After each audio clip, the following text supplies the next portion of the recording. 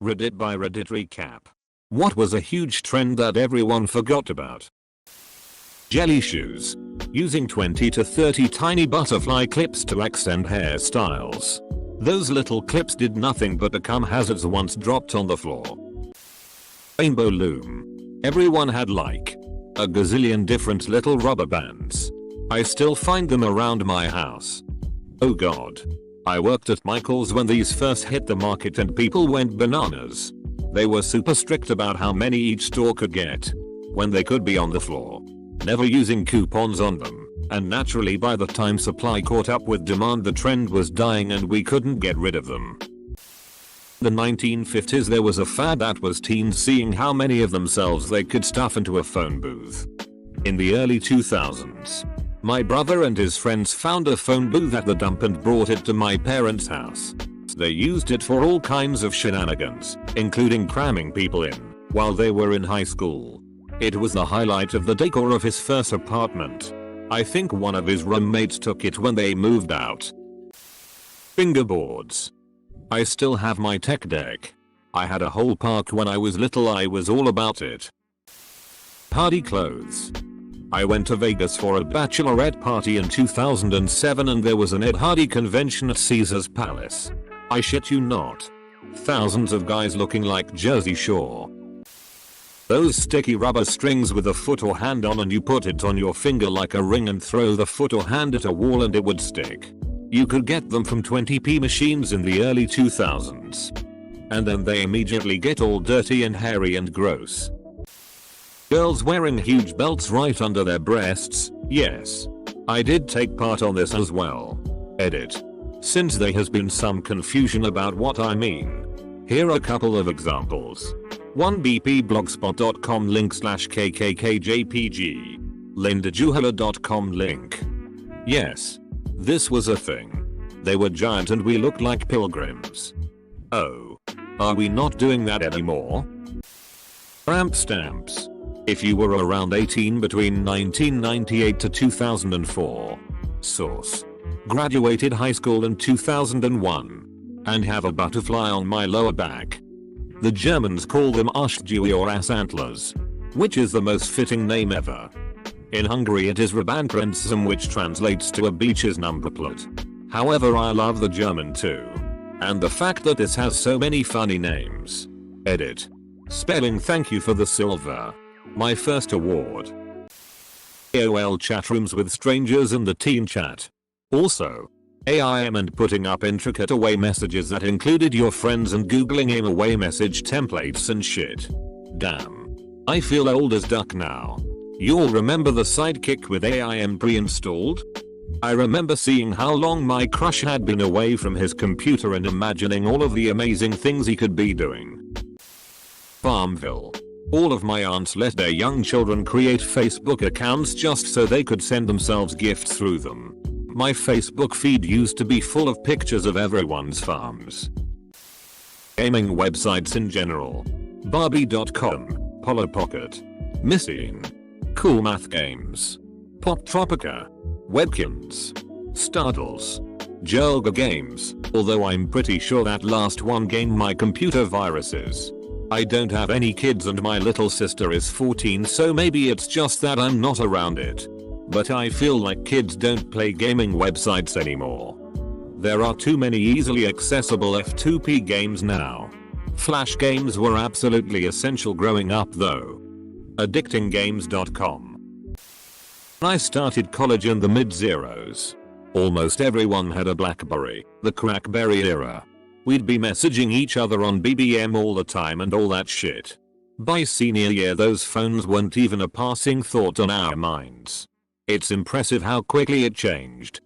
And all the phones you could slide out a full-size keyboard. It felt like such an upgrade not to have clicked a button several times for one letter. Though I did get super quick at texting using them and felt so accomplished I could do it without looking down. This and RAZR phones. Personalized ringtones. I rarely hear anyone with custom ringtones now. Bluetooth earpiece for calls. I use customized ringtones for each family member. Then again I'm old. Ditto. When I'm working, construction, I want to know if I'll let it go to voicemail or if it's a text I really need to read ASAP. Being older. I'm gonna go with Cabbage Patch Kids. I remember seeing moms about to brawl with each other over those damn things. Remember? Each doll was different, so it wasn't just grabbing one off the shelf and being satisfied that you got one. People wanted to pick through every one on the shelf and find the one they liked the best. If two women saw the same one at the same time. Oh boy, here we go. Yeah. My sister had some Cabbage Patch dolls. I remember they had Xavier Roberts stenciled on their butt cheeks. What about Pound Puppies? Or Popples? Lol? I saw a little girl walking out of Target the other day holding a box that said Pound Puppies, and I was flung back to my childhood. I guess they're selling them again. The logo looked exactly the same. I love Popples. Waterbeds. Watching media from the 80s and you'd think they were in every home. My parents still have one and have slept on that same one longer than I've been alive. 31 years. They last a long ass time if you take care of them. Still have one. Love it. I sleep so much better in my waterbed than when I sleep on my BF's regular mattress. California raisins were freaking huge for about a year. Like 1988 or 1989. I heard it through the grapevine, as performed by the Raisins, was on the radio.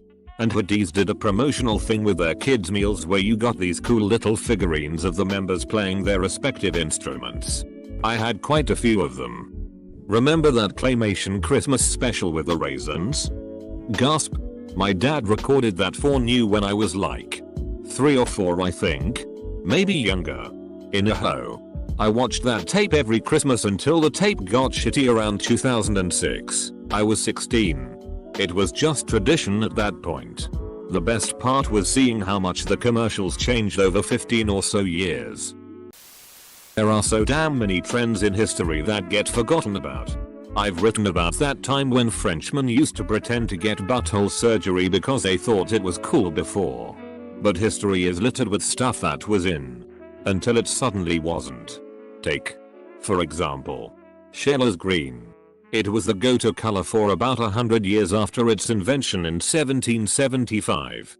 If you've ever wondered why dresses and wallpapers in Regency and Victorian period dramas often tend to have that vivid green color, Sheila's green is why. The only problem is that it was made of arsenic, which is pretty damn toxic. There have long been rumors, in fact, that the arsenic-laden wallpaper in Napoleon's bedroom caused the cancer that would later kill him. Oscar Wilde's famous, and possibly apocryphal, deathbed epigram, "This wallpaper and I are fighting a duel to the death. Either it goes or I do," might have been a little more literal than intended in some cases. It's wild that Wikipedia has an article about a color without any pictures. Here it is. Edit. I haven't messed with uploading images to Wikipedia, or looked into how they'd want the page formatted. Here's an IMG link. Edit 2. Wiki is updated. We did it Reddit. Well. Stamel123 did it. A color has its own Wikipedia page but doesn't even show the damn color. Edit. It didn't show the color when I looked. It does now, so everyone can stop telling me that. Those bracelets that made you more stable, balanced, or pull toxins out of your wrist. Power balance bands. I remember when all the cool kids at my school had those. There was this kid at my school who claimed that it made him run faster. Burning custom CDs. I'm still burning CDs like it's 2003. Those rubber bracelets teenagers would wear that apparently had to do with sex. I hope someone knows what I'm talking about. The trends that old people think are going on are always far more exciting and dramatic than the actual trends. Kids today are drinking a lot of orange juice. So we need to figure out what they are trying to communicate to each other about their sexual and narcotic preferences with their orange juice selection. Maybe we should just ban orange juice to be safe. Butterfly clips. Cucumber melon bath and body works spray. Dream or grass spray from the Gap. That era during the 2000s, early 2010s, when every popular song got an Alvin and the Chipmunks cover. Still can't believe we survived that. Which chipmunk is getting the best head? Segways were going to change the world. even though Segways didn't. Their inventor, the guy who formed the company behind the Segway, Dean Kamen, has. Even though he's not normally recognized for it. You know, Coke freestyle machines were invented by him? They were based off one of his many medical inventions. Edit. Because everyone is bashing Dean Kamen for sucky freestyle machines. Kamen was only responsible for the initial design. Source: Coca-ColaCompany.com link. A team of 6 engineers are responsible for what you have today. The freestyle machine was commissioned by Coca-Cola so Kamen could afford to produce a new water purification device. Probiotic.com link. Dean Kamen's inventions aren't as simple as shitty Coke machines. No. He's invented many items that aren't as easily recognizable. Among these is the auto syringe. The first practical insulin pump, though it's used for chemotherapy as well, for use by the general public. At WikiAssistivitech.net link. He also started 4 levels of school robotics competitions that have gotten massive over the last few years. Best comment of the day. When Hot Topic was gothic/alternative themed. I remember going there in my teens and the early and mid 2000s when nu metal was still kind of popular. They carried signs that talked about the punk scene, gothic magazines, kids wore trip pants, black gel bracelets, chains on their pants, etc. I went there like 3 or 4 years ago just for kicks. All the black shirts have been replaced with colorful shirts. There are barely any band t-shirts other than Pretend Vintage and some new rappers I've never heard of. Their CD listening stations are gone. There are no more trip pants. There are areas for selling belts, but most of them aren't the ones with the giant silver pyramids that were in fashion at the time and were actually almost impossible to put through your belt loop. They are just regular belts with random designs on them. I honestly thought that store would go under after the gothic/nu metal craze started to fade from the mainstream, but I guess that's why they have all the new fashions now. To stay in business, it's just crazy to see a store that was so involved in underground culture become devoted to what is actually popular. I remember it used to be a joke with me and my friends. It was called Hot Topic because only the alternative kids would go there. Now it actually suits its name.